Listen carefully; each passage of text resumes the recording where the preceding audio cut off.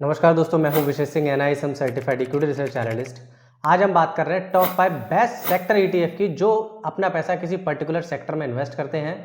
हम आपके लिए लेकर आए हैं 5 एवरग्रीन सेक्टर और उस सेक्टर से रिलेटेड जो भी नंबर 1 ईटीएफ होगा उसके बारे में आज हम बात करेंगे। तो चलिए शुरू करते हैं, लेकिन शुरू करने से पहले मैं आपसे एक रिक्वेस्ट करूंगा, अगर वीडियो से आपको कुछ भी सीखने को मिले तो चैनल को एक बार सब्सक्राइब कर लेना और मेरी फैमिली का हिस्सा बन जाना, क्योंकि मैं एवरी वीक पर्सनल फाइनेंस और स्टॉक मार्केट से रिलेटेड ऐसी वीडियो लाता रहता हूँ। तो अब जो भी ईटीएफ मैं आपको बताऊंगा उसकी वजह जरूर बताऊंगा कि क्यों मैंने इस ईटीएफ को कंसीडर किया है। जब तक कि आपको सही रीजन ना पता हो तब तक आप अपना किसी भी फाइनेंशियल मॉडल में एक सिंगल पैसा भी इन्वेस्ट मत कीजिए और सही ईटीएफ का सिलेक्शन कीजिए। सही ईटीएफ का मतलब सही वॉल्यूम, सही ब्रांड, सही expense ratio, reasonable tracking error और सही एयूएम। इन सभी बातों को ध्यान रखते हुए हमने सेक्टर ईटीएफ को फिल्टर आउट किया है। पहला ईटीएफ आपकी स्क्रीन पर दिखाई दे रहा होगा लेफ्ट साइड कॉर्नर में, जिसका नाम है Mirae asset Nifty EV new age automotive ETF. बहुत शानदार ईटीएफ है और मैं समझता हूं इससे बेहतर ईटीएफ नहीं है अभी इस समय में, अगर जिसमें अच्छी अपॉर्चुनिटी दिखाई दे रही है। क्यों और क्यों मैंने इसको कंसीडर किया मैं आपको भी 1 मिनट में बता देता हूं। पहले इसके फंडामेंटल पे चर्चा करने से पहले मैं आपको क्लियर कर दूं, ये ईटीएफ जस्ट कुछ ही हफ्तों पहले लॉन्च हुआ है, तो इसलिए इसके 1 ईयर और 5 ईयर के रिटर्न में आपको नहीं बताऊंगा। मैं बस आपको ये बता दे रहा हूं कि क्यों मैंने इसको कंसीडर किया। देखिए, ये वो ईटीएफ है जो अपना पैसा पर्टिकुलर इलेक्ट्रिकल व्हीकल कंपनियों में इन्वेस्ट करते हैं। आपको पता है कि इलेक्ट्रिकल कंपनियों का बहुत ज़्यादा स्कोप है, इलेक्ट्रिकल व्हीकल का बहुत स्कोप है फ्यूचर में। तो ये ईटीएफ पूरा अपना पैसा इलेक्ट्रिकल व्हीकल कंपनियों में इन्वेस्ट करता है, केमिकल से रिलेटेड कंपनियों में इन्वेस्ट करता है। और इसकी वजह क्या है? सबसे बड़ी बात है कि इसमें अपॉर्चुनिटी क्यों, मैं आपको बता देता हूं। 1 मिनट जरा इस कॉन्सेप्ट पर नजर कीजिए। देखिए, इंडिया में आज भी 5% ही इलेक्ट्रिकल व्हीकल को एक्सेप्ट किया गया है। कितना? सिर्फ 5%। जबकि ऑस्ट्रेलिया में 12%, यूएसए 10%, कनाडा में 13% और चाइना में 38%, फ्रांस में 25%, यूनाइटेड किंगडम में 24%। यानी कि इसका क्या मतलब है? इंडिया में अभी बहुत सारी अपॉर्चुनिटी है इलेक्ट्रिकल व्हीकल को और एक्सेप्ट करने में। मतलब अभी बहुत ज़्यादा स्कोप है कि इंडिया में इलेक्ट्रिकल व्हीकल का स्कोप अभी और ज़्यादा बढ़ेगा, क्योंकि इंडिया में सिर्फ 5% ही इसको एक्सेप्ट किया गया है। अगर चाइना के बराबर ये आ गया तो उस दिन ये सोचिए कि ये ईटीएफ के रिटर्न कहाँ तक पहुँचेंगे, क्योंकि ये ईटीएफ उन कंपनियों में इन्वेस्ट करता है जो कोर इलेक्ट्रिकल व्हीकल से रिलेटेड हैं, जो केमिकल से रिलेटेड है। आप समझ लेते हैं कि किस कंपनियों में ये अपना पैसा इन्वेस्ट करता है। तो अब दिखा देता हूँ मैं आपको। Mahindra and Mahindra, Maruti Suzuki, Mahindra and Mahindra में 9.6%, मारुति सुजुकी में 7.3%, बजाज ऑटो में 7.1%, टाटा मोटर्स में 6.8%, एक्साइड इंडस्ट्री में 5.5%, संवर्धन में 4.7%, CG power, Amara Raja, UNO, Bosch, KPIT, Reliance, Tata chemical, Tata Elxsi, Sona, L and T, Gujarat, Himadri, Hero, Eicher, Tata chemical, TVS, Tata technology, TVS, Bharat forge, tube, Ashok Leyland, Minda और रतन इंडिया एंटरप्राइज जैसी कंपनियों में ये ईटीएफ अपना पैसा इन्वेस्ट करता है। जो ये वो कंपनियां हैं जो इलेक्ट्रिकल व्हीकल में बहुत ज्यादा अपना पैसा भी इन्वेस्ट कर रही हैं और काफी सारी अपॉर्चुनिटी देख रही है इलेक्ट्रिकल व्हीकल मार्केट में। तो ये वाला ईटीएफ किस कंपनी में इन्वेस्ट करता है? जो इलेक्ट्रिकल व्हीकल से रिलेटेड है और केमिकल से रिलेटेड, क्योंकि इलेक्ट्रिकल व्हीकल आएगा तो केमिकल भी चाहिए, बैटरी भी चाहिए, तो ये बैटरियों से भी रिलेटेड कंपनियों में इन्वेस्ट करता है, जैसे एक्साइड और अमर राजा इंडस्ट्री। इसलिए मैंने इस ईटीएफ को कंसीडर किया और इसको बिल्कुल नजरअंदाज मत करना इस ईटीएफ को। नेक्स्ट सेक्टर जो मैंने लिया है वो है फार्मा सेक्टर से रिलेटेड ईटीएफ का, जिसका नाम है, आप लेफ्ट साइड पर स्क्रीन पर देख सकते हैं, Nippon India Nifty pharma ETF. अब देखिए, एक बात आप समझ लीजिए, जैसे जैसे पॉपुलेशन बढ़ रही है वैसे वैसे मेडिसिन का कंजप्शन बहुत बढ़ रहा है, और पॉपुलेशन ना भी बढ़े फिर भी मेडिसिन का कंजप्शन कभी घट नहीं सकता, आप भी जानते हैं। जैसे जैसे, ये बात मुझे कहने में काफ़ी, मैं कहना नहीं चाहता लेकिन फिर भी मुझे कहना पड़ रहा है कि जैसे जैसे इंडिया में फास्ट फूड बढ़ रहा है ना, वैसे वैसे डिजीज बढ़ रही है, और डिजीज बढ़ रही है तो फार्मा का आगे बढ़ना लाजमी है। और फार्मा सेक्टर सदाबहार सेक्टर है, एवरग्रीन सेक्टर है, हमेशा से कंसिस्टेंट रिटर्न मार्केट को देता हुआ आया, डिफेंसिव सेक्टर है। तो उससे रिलेटेड जो ईटीएफ है उसका नाम है Nippon India Nifty pharma ETF. इसके फंडामेंटल की बात कर लेते हैं 1 मिनट में। 1 ईयर में इसने रिटर्न दिया 41.72%, काफी अच्छा रिटर्न माना जाएगा, और 5 ईयर में इसने रिटर्न दिए 56.25%। डिफेंसिव सेक्टर है ये, ध्यान रखिएगा, और ये कंसिस्टेंट रिटर्न भी निकाल करके देता है मार्केट से। इसकी बात करें इसके की मैट्रिक्स की, तो 706 करोड़ का इसमें एयूएम है, asset under management. Expense ratio 0.21%। Expense ratio क्या होता है? पैसिवली मैनेज फंड है, तो जब आप कोई प्रॉफिट निकालते हैं अपना तो उसमें से 0.21% एक्सपेंस रेशियो चार्ज कर लिया जाता है, वो एक्सपेंस रेशियो कहलाता है। मतलब आपके प्रॉफिट से कुछ पैसा आपसे चार्ज कर लिया जाता है, वो आपका एक्सपेंस रेशियो कहलाता है। कैटेगरी का एक्सपेंस देखें तो 0.26, लेकिन इसका 0.21% ही है। ट्रैकिंग एरर क्या होता है मैं आपको पहले ही बता दे रहा हूँ। अगर मान के चलो निफ्टी फार्मा का जो इंडेक्स है वो 10% का रिटर्न निकाल के दे रहा है, लेकिन ये वाला ETF आपको सिर्फ 8% का रिटर्न निकाल करके दे रहा है, मतलब 2% का ट्रैकिंग एरर। तो ट्रैकिंग एरर ना के बराबर ही होना चाहिए कम से कम। तो इसका ट्रैकिंग एरर 0.14, ये कि कैटेगरी का ट्रैकिंग एरर है, बस इस पूरी कैटेगरी में जो भी ETF आते हैं उनका 0.14% ट्रैकिंग एरर, लेकिन इसका सिर्फ 0.03% ही ट्रैकिंग एरर है, इसलिए मैंने इसको कंसीडर किया है। और सबसे बड़ी बात इसमें लिक्विडिटी भी आई है। मैंने पहले ही आपको क्लियर कर दिया था कि अगर किसी ETF में लिक्विडिटी नहीं होगी तो आप उसको सेल ही नहीं कर सकते किसी पर्टिकुलर प्राइस पे। तो लिक्विडिटी बहुत मोस्ट इंपॉर्टेंट फैक्टर है। इस ETF में लिक्विडिटी भी है, ट्रैकिंग एरर भी कम है, एक्सपेंस रेशियो भी कम है और अच्छा खासा एक इंडेक्स को फॉलो करता है और सदाबहार एवरग्रीन डिफेंसिव सेक्टर है, इसलिए मैंने इसको कंसीडर किया है। और ये ETF किन कंपनी में अपना पैसा इन्वेस्ट करता है उसको देख लेते हैं। देखिए जैसे Sun pharma, Cipla, doctor Reddy, Divis, Lupin, Aurobindo, Zydus, Torrent, Alkem, Gland pharma, Laurus, IPCA, Mankind, Abbott, Biocon, Gland pharma, JB, Natco pharma, Sanofi India जैसी कंपनियों में अपना पैसा, ब्रांडेड कंपनी है, काफ़ी सारा इसमें अपॉर्चुनिटी है इस पूरे सेक्टर में, इसलिए मैंने इस ETF को आपके लिए कंसीडर किया है। अब नेक्स्ट जो सेक्टर लिया है मैंने पर्टिकुलर ETF के अंदर वो है ऑटो सेक्टर। देखिए आप भी जानते हैं जैसे जैसे पॉपुलेशन बढ़ रही है इंडिया की, या पॉपुलेशन मैं कहता हूँ ना भी बढ़े, लोगों का ट्रांसपोर्टेशन कम नहीं होगा और सामान का ट्रांसपोर्टेशन कम नहीं होगा, उसके लिए व्हीकल की रिक्वायरमेंट पड़ेगी, ऑटो व्हीकल की रिक्वायरमेंट पड़ेगी।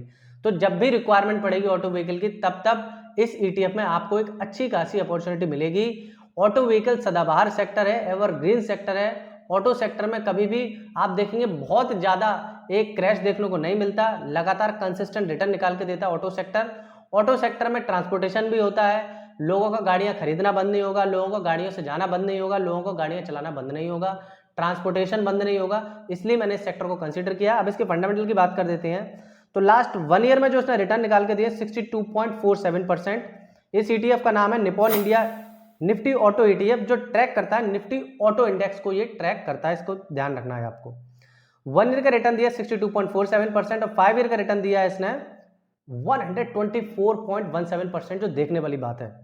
ठीक है, बात करें इसके की मैट्रिक्स की तो AUM 217 करोड़ का है, एक्सपेंस रेशियो 0.22% ना के बराबर है, लेकिन कैटेगरी का एक्सपेंस रेशियो 0.26% है और कैटेगरी का ट्रैकिंग एरर 0.14% है, लेकिन इस ETF का ट्रैकिंग एरर 0.05% है, जो कि बहुत कम है और इसलिए आप इसको कंसीडर कर सकते हैं। सदाबहार सेक्टर है, ऑटो सेक्टर है, ऑटो सेक्टर में कभी बहुत बड़े क्रैश देखने को नहीं मिलते, इकोनॉमी को डिप्लीट करता है, कहीं ना कहीं इकोनॉमी के साथ साथ ये भी ऑटो सेक्टर भी आगे बढ़ता है।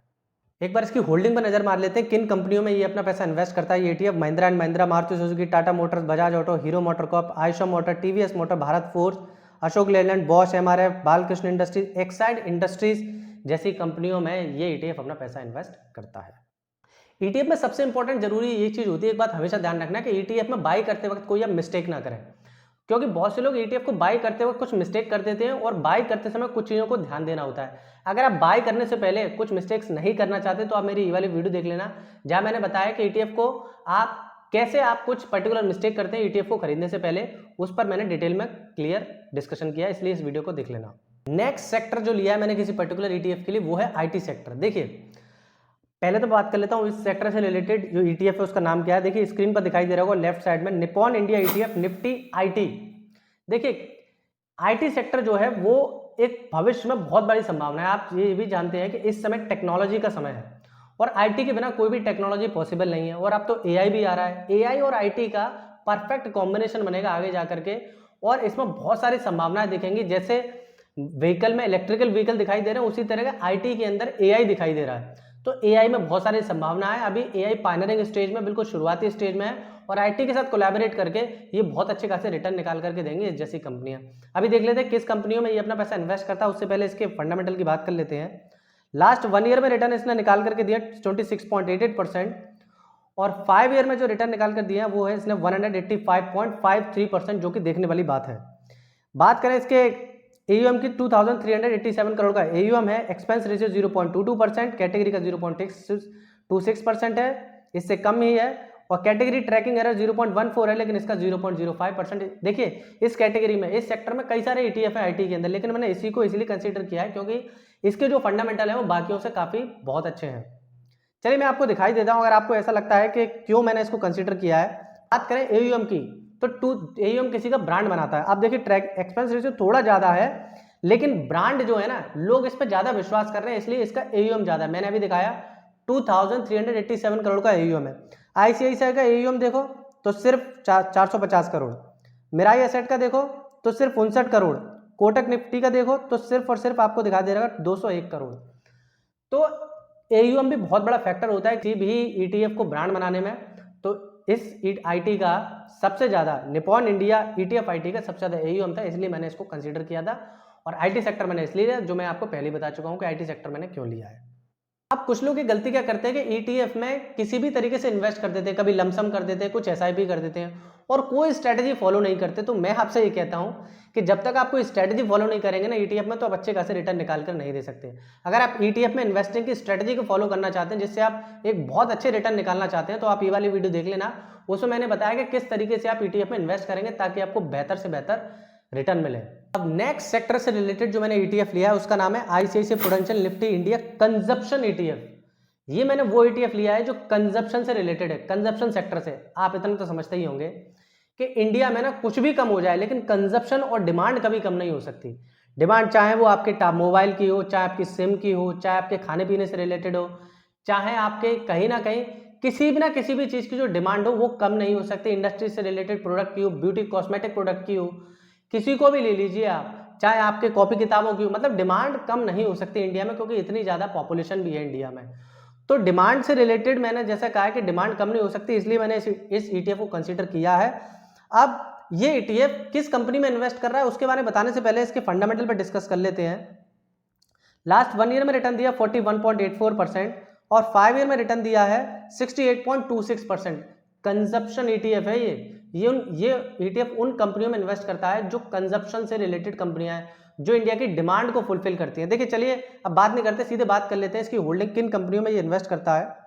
देखिए ये भारतीय एयरटेल में, ITC में, महिंद्रा एंड महिंद्रा, हिंदुस्तान यूनिलीवर जो आपके मोस्ट ऑफ द प्रोडक्ट को कवर करता है, Hindustan Unilever, Maruti Suzuki, Titan, Asian paint आपके पेंट की डिमांड पूरी करता है, जोमेटो आपके खाने पीने की डिमांड पूरी करता है, बजाज ऑटो व्हीकल की, नेस्ले इंडिया खाने पीने की, Tata power, Nestle India, Varun beverages, Tata consumer, Hero MotoCorp, Eicher motor, Avenue, Britannia, Max, DLF, India hotels, Havells, Havells, Colgate, Adani energy, United spirit, Dabur India.